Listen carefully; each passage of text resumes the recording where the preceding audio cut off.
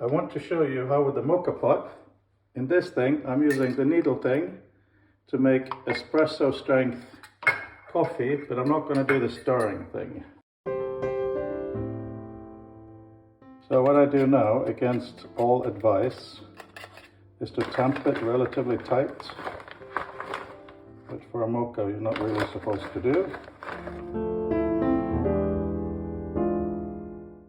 Then I use the palm of my hand, make sure it feels like it's being tamped quite even.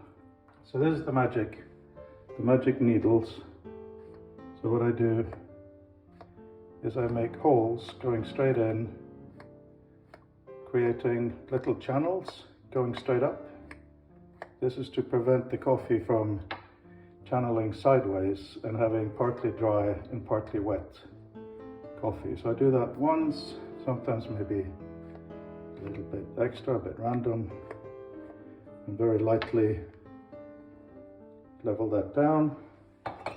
There's water in here already.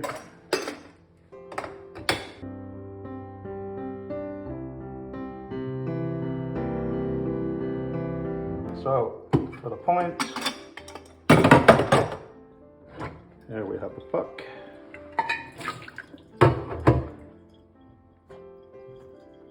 And look at that. So there you go, a perfect puck with no channeling. Perfect coffee.